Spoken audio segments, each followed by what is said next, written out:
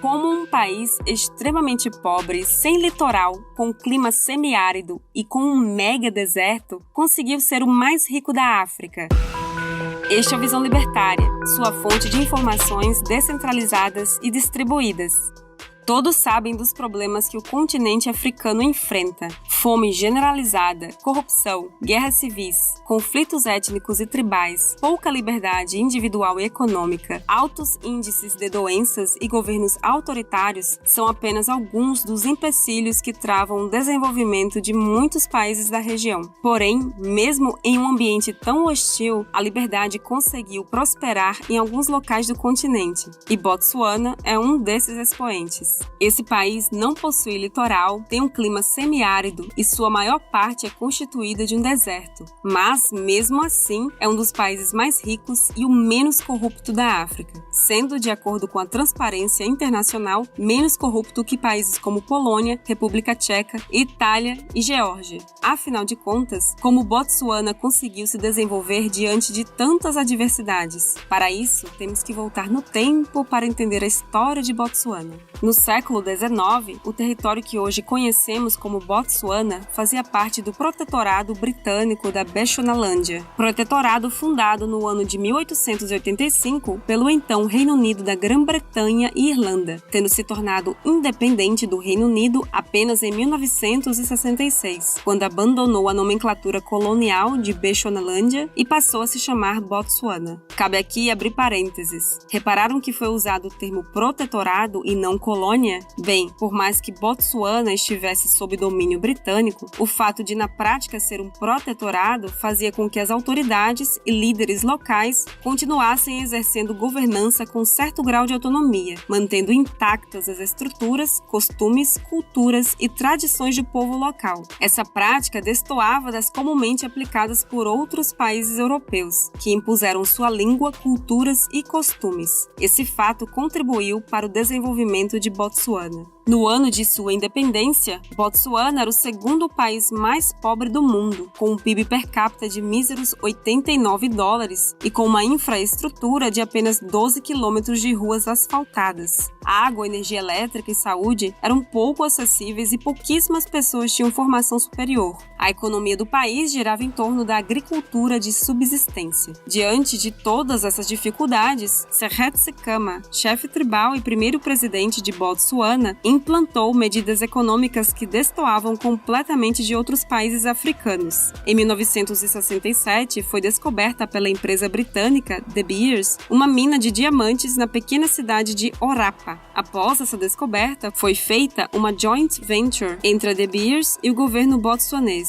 que estipulou uma divisão igualitária da receita advinda da exploração de diamantes, ficando 50% para cada parte. Com o tempo, Botsuana se tornou um grande exportador de diamantes. O dinheiro oriundo da comercialização dessa matéria-prima trouxe grande riqueza para o país, fazendo com que Botsuana visse seus recursos como uma bênção e não como uma maldição, algo que acontecia em outros países africanos, fazendo-os mergulhar em guerras e conflitos internos devido à ganância e à corrupção. É sabido que na África Ocidental e Central existem grandes jazidas de diamantes, cuja exploração é realizada pelos próprios países. Da mesma forma, também é de conhecimento geral que essa área não possui um alto índice de desenvolvimento, onde grande parte da população local ainda sofre com problemas relacionados à pobreza, como, por exemplo, a fome e altos índices de mortalidade infantil. O motivo para esse fenômeno tem nome: paradoxo da abundância. Quando um país possui uma grande quantidade de recursos naturais, os governos tendem a tomar medidas que centralizem o comércio e a exploração dos mesmos. Outra característica de Botsuana foram as medidas econômicas que proporcionaram a liberalização e a abertura da economia, colocando o pragmatismo sobre a ideologia, adotando políticas favoráveis aos negócios e convidando outras empresas estrangeiras de mineração. população. Botsuana foi totalmente na contramão da tendência marxista e comunista que os novos países independentes do continente estavam seguindo. O resultado pode ser observado na prática. O país é o único do continente que não enfrentou nenhuma guerra civil ou ditadura. Porém, não eram apenas adversidades econômicas e geográficas que dificultavam a vida de Botsuana e de seu primeiro presidente. No pós-Segunda Guerra Mundial, Seretse Khama estudou no Reino Unido e lá conheceu Ruth Williams, uma inglesa branca, filha de um militar do exército britânico. Os dois se apaixonaram e se casaram,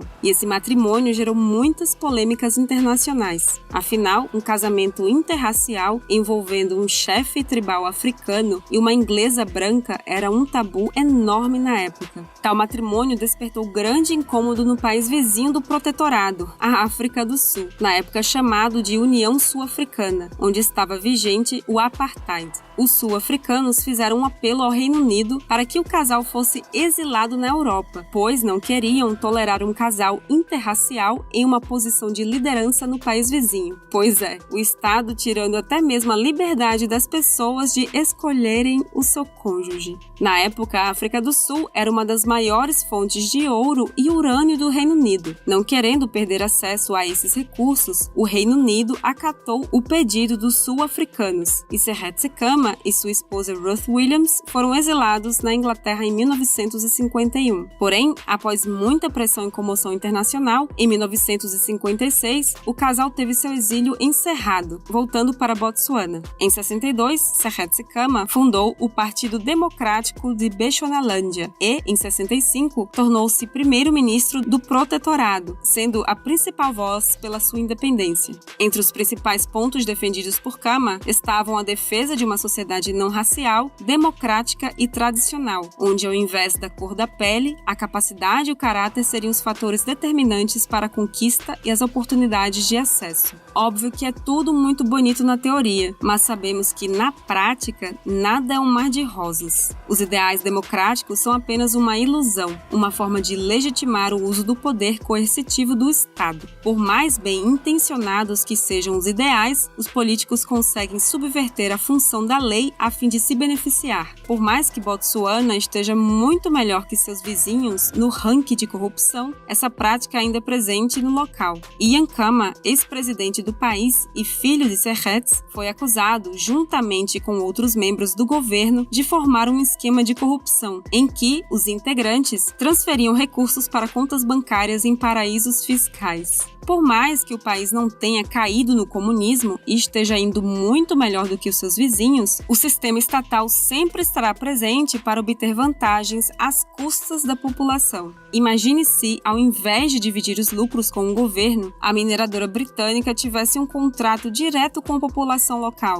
Como o economista austríaco Hayek já apontou, o conhecimento econômico está disperso entre todos os indivíduos. Sendo assim, é impossível que um agente centralizador, no caso o Estado, consiga entender as demandas de uma grande população. Se os contratos de mineração fossem feitos diretamente com a população, toda essa renda gerada seria utilizada de forma mais eficiente em nível local. O fracasso dos ideais comunistas é tão óbvio que atualmente Botsuana é o país mais rico do continente africano, com um PIB per capita de $7.961 e uma expectativa de vida de 69 anos. Em 66, esses números eram de apenas $89 e 53 anos. Botsuana é de fato a exceção africana. Enquanto o resto do continente afundava em guerras, corrupção, autoritarismo e ganância, Botsuana prosperava. Entretanto, mesmo com tantos avanços, o local ainda enfrenta problemas. Há anos, o país é assolado por uma epidemia de HIV, com aproximadamente 1/4 da população sendo portadora desse vírus, fato que contribui para o impedimento de um avanço mais significativo da expectativa de vida e do IDH. Um outro problema atual de Botsuana é o desemprego, que afeta aproximadamente 25% da população, e entre os jovens esse índice chega a 35%.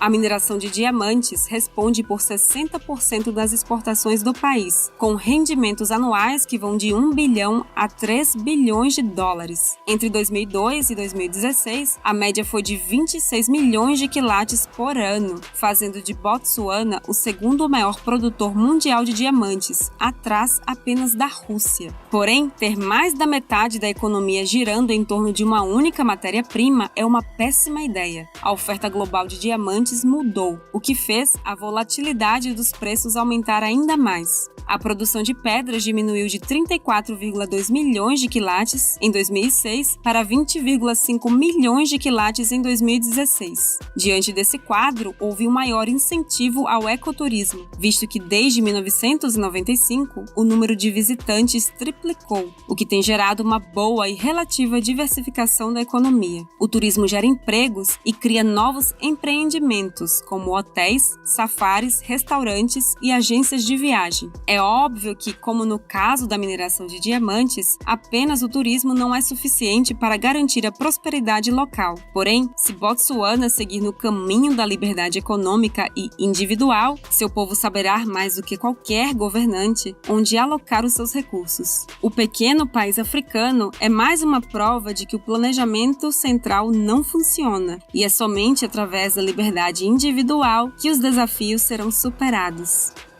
Obrigada por sua audiência. Este artigo foi sugerido e escrito por Sam Porter Bridges, revisado por Paulo Almeida e narrado por Baby Yoda. Se você quiser contribuir para a causa da liberdade, clique no like e compartilhe o vídeo em sua rede social. Considere também se inscrever em nosso canal e clicar no ícone de campainha. Até a próxima!